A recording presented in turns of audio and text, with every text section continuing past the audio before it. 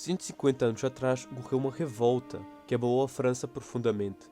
Após a desastrosa derrota militar, décadas de violência reprimida explodiram nas ruas de Paris. O governo, a polícia e os militares fugiram diante dessa insurreição, abandonando a capital para as classes mais baixas. Em seu lugar, surgiu uma das entidades políticas mais radicais, mais divisivas e de vida mais curta da história da Europa Ocidental, a Comuna de Paris. Um Estado anarquista, hiperigualitário e altamente autônomo, a Comuna administrou a cidade das Luzes por pouco mais de 2 meses antes de ser brutalmente reprimida. E naquele curto espaço de tempo, ela semeou as sementes de inúmeros movimentos posteriores. Marx e Lenin foram inspirados pela Comuna, assim como o presidente Mao. Mais perto do nosso próprio tempo, os manifestantes Jules Jean da França frequentemente referenciam os eventos de 1871. Ainda assim, o legado da Comuna é mais complicado do que simples radicalismo. Em uma época de desigualdade, defendeu coisas como os direitos das mulheres e a educação universal, mas seu progresso também foi marcado pela violência de sequestro e a quase destruição da própria Paris. França viu revoluções de por reis, impérios substituindo revoluções e reis sendo restaurados, e incontáveis anos de guerra e ordenando tudo eram duas entidades políticas, baseadas em Paris, dois corpos radicais que compartilhavam um nome separado por quase um século. Esse nome era a Comuna de Paris, estabelecida na outrora da Revolução Francesa, logo após a queda da Bastilha. A Comuna original foi uma tentativa de parisienses de administrar Paris para si mesmos, efetivamente uma entidade soberana. Nasceu de décadas de frustrações que transbordaram no fogo da Revolução. Foi radical, conectando a sua comunidade de uma forma que os líderes parisienses nunca haviam feito antes, mas também era a violência intimidante ligada a Maximilien Robespierre e seu reinado de terror. Muito depois de ter sido desmantelado, ambas as imagens da Comuna permaneceram na utopia ou distopia da psique francesa, dependendo de qual lado da guilhotina você está. Seria essa visão em duelo da história que influenciou seu renascimento em 1871. Agora precisamos avançar um pouco, passando pelos vários impérios, repúblicas e revoluções do século XIX até 1870, quando o ano amanheceu. A França era oficialmente o segundo império francês, sob Napoleão III, o sobrinho de Napoleão. Agora, se aproximando do seu 18º aniversário, o império parecia forte e estável, eterno até, mas isso era apenas na superfície. No paraíso autocrático de Napoleão III, você encontraria correntes de descontentamento, redemoinhos individuais de frustração, que era algo que poderia criar uma revolução. Infelizmente para o imperador, algo já estava no horizonte. Enquanto o segundo império francês estava alegremente em seu 18º ano, uma nova potência europeia estava prestes a nascer na Prússia. Otto Bismarck se preparava para colocar a cereja em cima do bolo, que representava a construção de uma nova nação, criada a partir dos 6 anos anteriores de esforço. O chanceler de ferro distribuiu seus exércitos em toda a Europa Central, assim travando guerras para unir lentamente os 39 estados alemães sob o controle da Prússia. Agora Bismarck calculou que precisava apenas de mais uma grande guerra para terminar o seu trabalho, uma grande guerra para trazer a resistência dos estados da sua Alemanha a um fim. E que melhor maneira de lutar do que com o inimigo histórico de Berlim, a França. Em julho de 1870, Bismarck agendou um incidente diplomático tão ofensivo à honra francesa que Napoleão III imediatamente declarou guerra, na qual Bismarck era antes visto como otário antes de chegar rapidamente na cidade do Império Francês. A Guerra Franco-Prussiana foi tão unilateral que era como olhar para um exército moderno do século XXI massacrando um bando de indígenas. Os prussianos rasgaram a França no início de setembro. O próprio Napoleão III foi feito prisioneiro. Com o resultado disso, as pessoas comuns ficaram tão enfurecidas que depuseram o imperador ausente em uma revolução. Sem sangue, mas ao invés de parar de lutar, agora que seu inimigo era interno, os prussianos penetraram cada vez mais na França. Em meados de setembro, cercaram a capital. Foi o início do cerco de Paris, extenuante bloqueio de 3 meses que isolou a cidade do mundo exterior, matou 50.000 pessoas e obrigou os cidadãos famintos a viver de ratos. Mas seus finais amargos também seriam um gatilho para algo muito mais radical. foi desse cerco que a Segunda Comuna de Paris logo nasceria. Para as pessoas do final do século XIX, o cerco de Paris foi um dos eventos mais decisivos. Somente na Segunda Guerra Mundial se viria algo parecido. Enquanto essa grande cidade europeia estava completamente cercada e isolada, o resto da França desmoronava. Os cidadãos de Paris estavam isolados e eram bombardeados. Houve uma chuva constante de projéteis de artilharia, mas o pior não veio do exército prussiano, pelo menos não diretamente. Os verdadeiros pesadelos foram o clima e a fome. O frio e as condições de inverno rigoroso tornaram-se intoleráveis. Os cavalos da cidade foram abatidos para alimentação, porém, enquanto os cavalos acabaram, as pessoas começaram a comer ratos. Foi um inferno. 3 meses de doença, fome e privação em que morreram muitos civis. As pessoas estavam cansadas e exaustas, mas também eram combativas do seu jeito. Eles eram os únicos na linha de frente defendendo a honra francesa contra a máquina de guerra prussiana. Isso não era uma atmosfera de desespero, era patriotismo. O patriotismo do espírito de Paris. Os parisianos estavam sofrendo, mas desde que soubessem que tinha algo para derrotar, um inimigo em comum, tudo valeria a pena. Infelizmente, derrotar um inimigo, o que não aconteceria do ponto de vista prático. Uma rendição francesa era inevitável, simplesmente não tinha como virar a maré em uma guerra que teria dado tão errado. Seria melhor apenas parar com suas perdas e negociar com Bismarck. Em 8 de fevereiro, as eleições para a Assembleia Nacional pós-Império pareciam provar isso, retornando uma grande maioria de conservadores anti-guerra, que eram comandados por Adolphe Thiers, que já havia servido como primeiro-ministro sob o último rei da França, no início de 1871. Embora a única preocupação de Thiers fosse tirar o exército prussiano da terra francesa, não importava o custo, e você é melhor acreditar que o custo seria astronômico.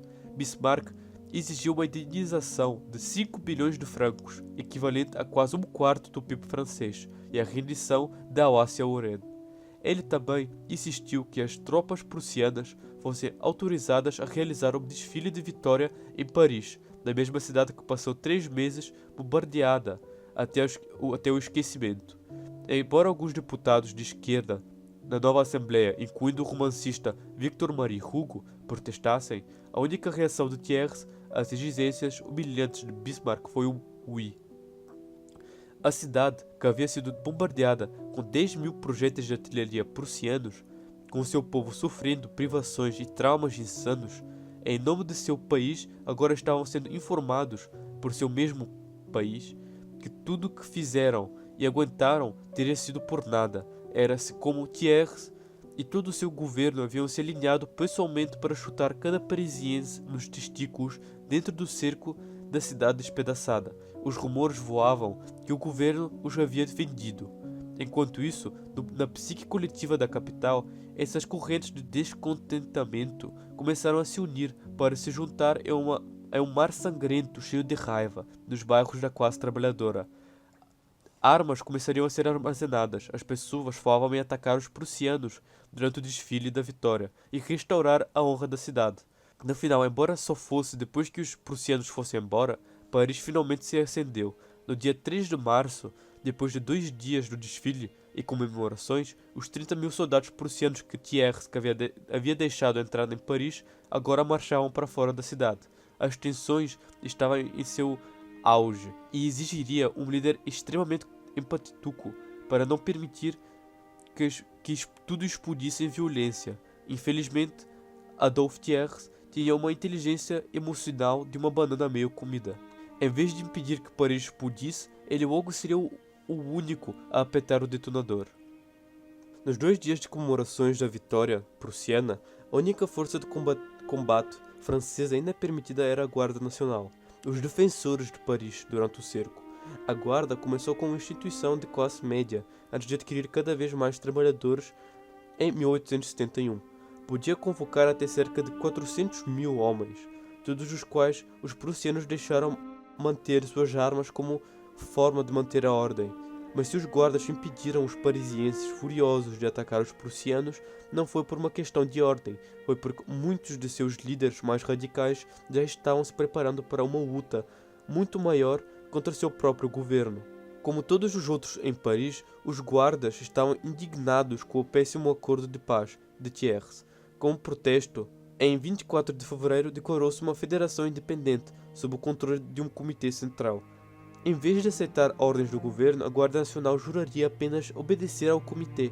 Se o comitê lhes desse uma ordem com a qual a guarda concordasse, eles aceitariam, mas se mais alguma vez se repetisse a questão de rendição vergonhosa e humilhante, esses 400 mil parisienses enfurecidos lutariam para remover o comitê do poder. Nas semanas seguintes, a guarda aumentou seu controle sobre Paris, formando alianças com dezenas de grupos de vigilância de bairro conhecidos como comitês de vigilância. Em meados de março, a guarda era nada menos que um desafio aberto à autoridade instável do governo, bem no coração da capital francesa. Então Thiers respondeu a isso mudando a capital do lugar.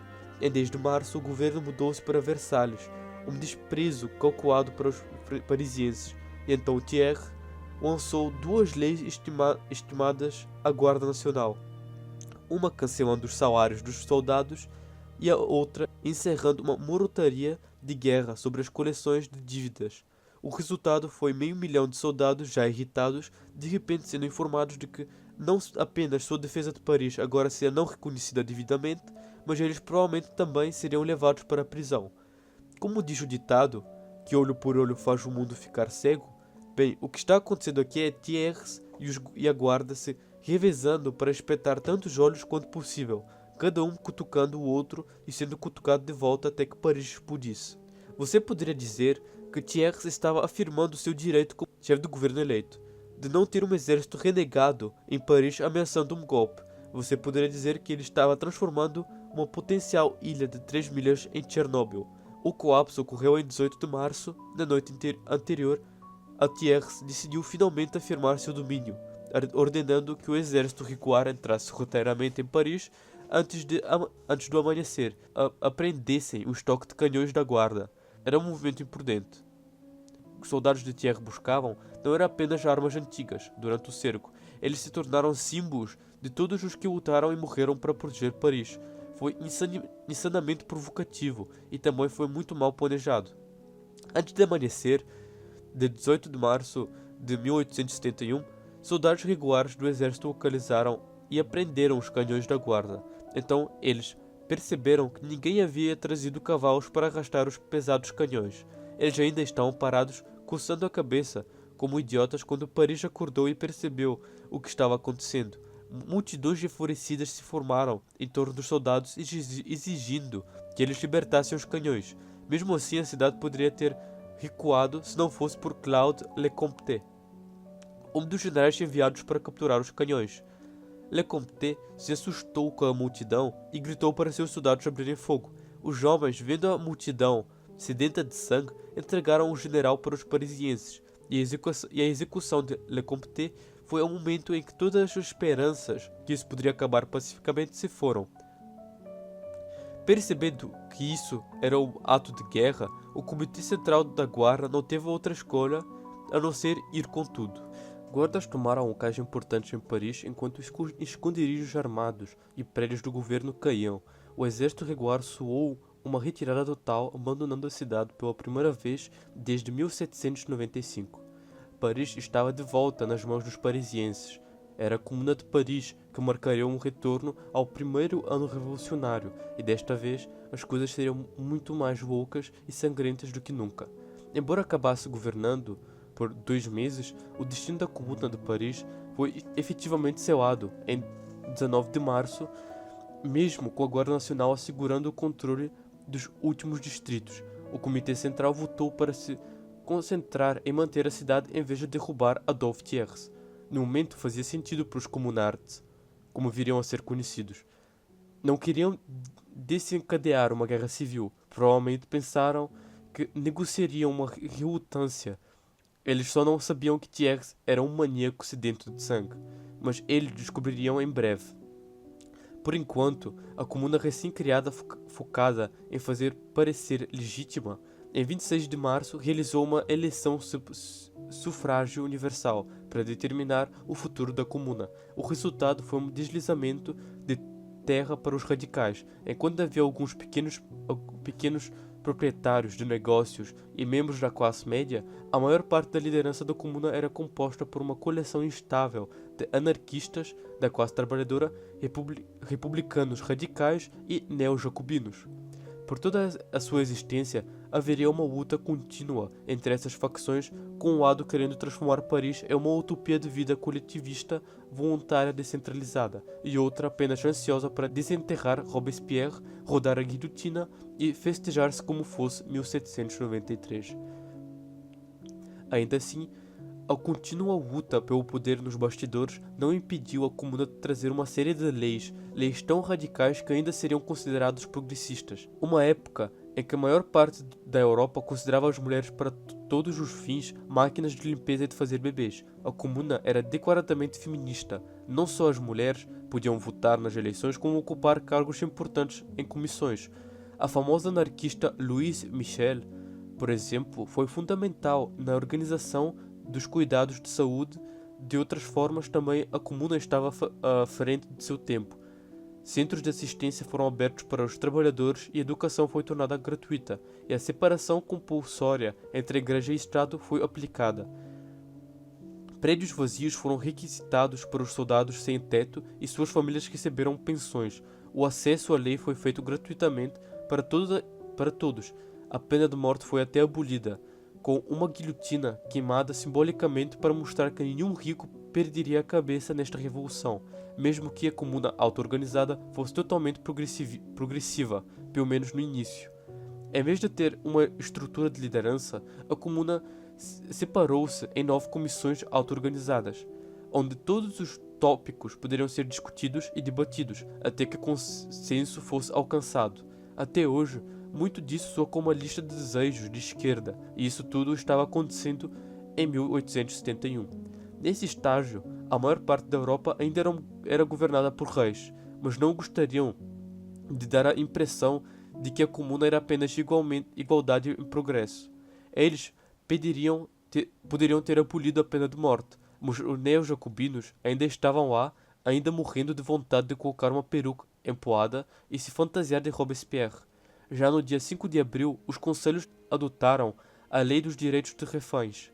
Além de uma maneira elegante de dizer que poderiam prender arbitrariamente qualquer um que pensasse em anticomuna, mais de 200 pessoas foram presas sem cometer um crime, incluindo o famoso arcebispo de Paris.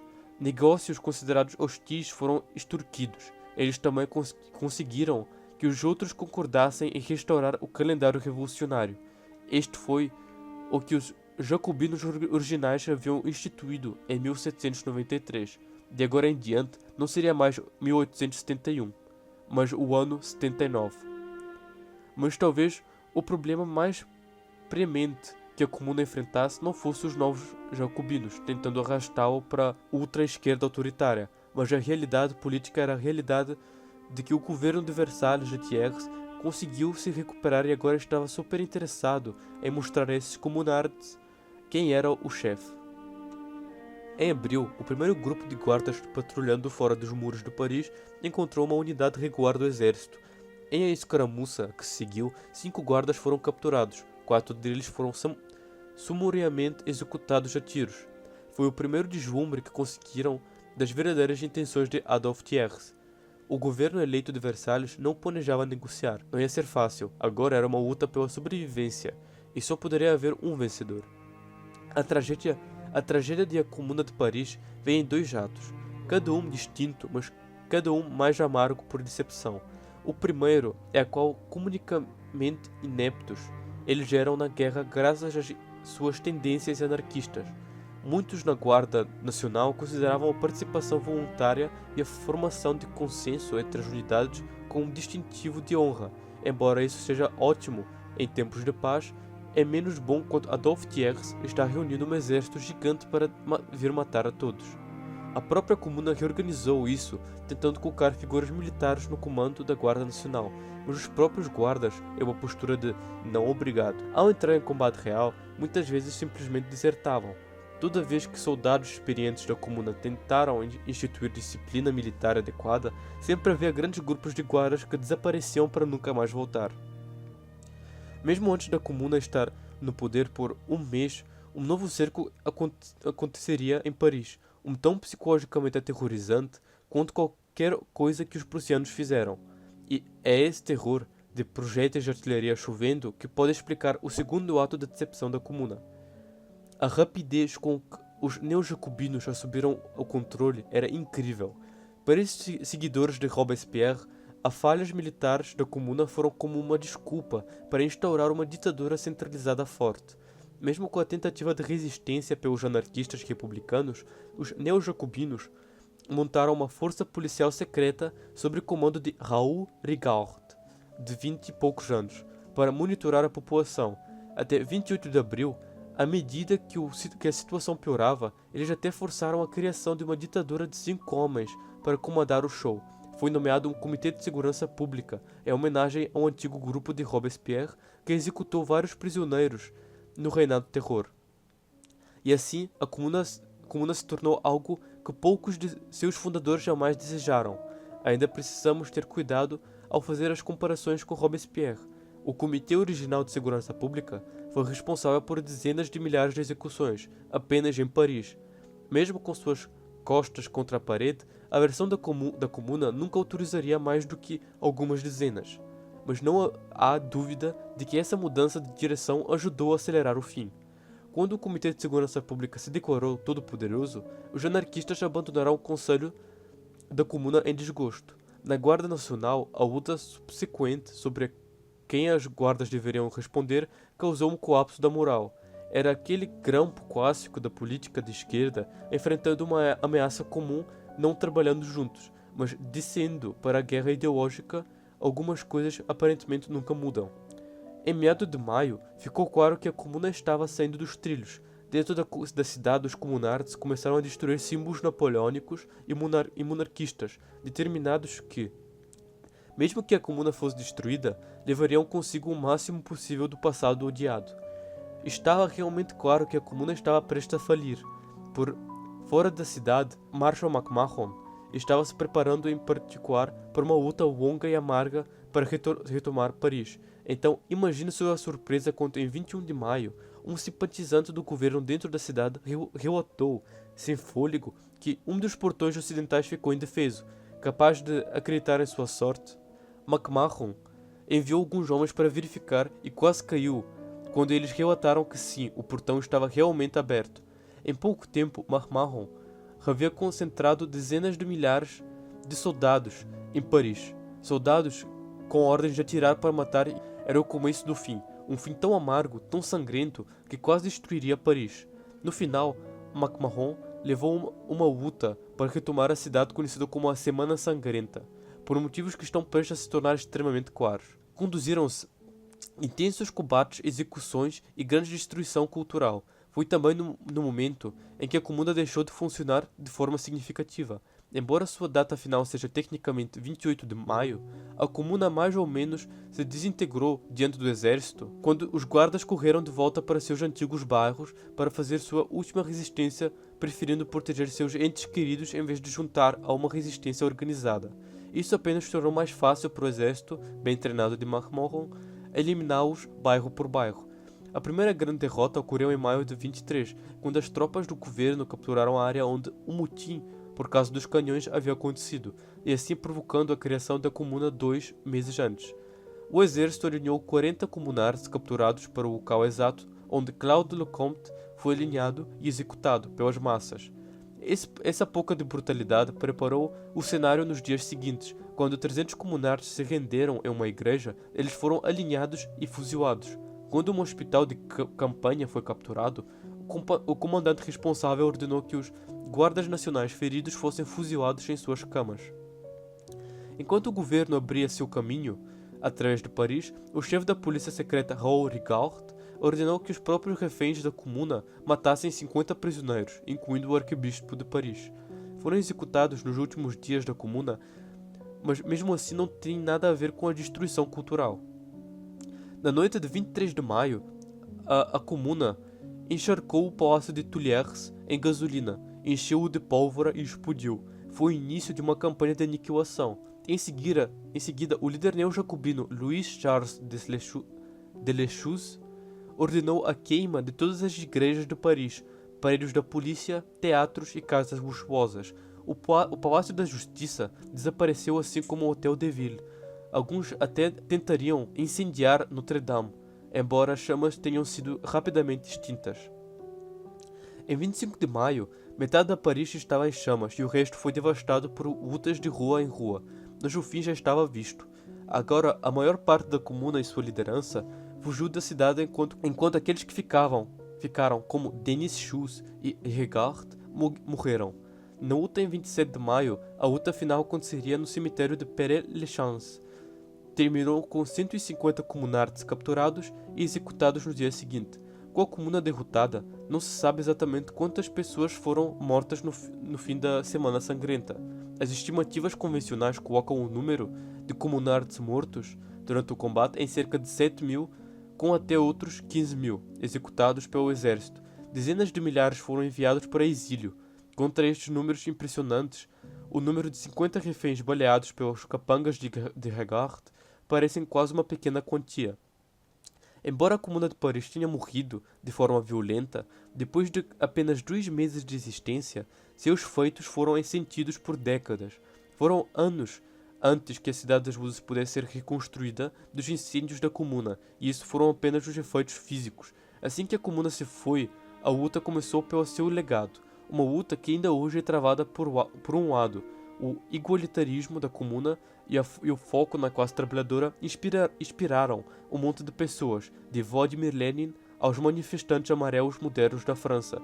Você pode até ver sua influência nos Estados Unidos, o que foi a zona autônoma estabelecida em Seattle durante os protestos de George Floyd.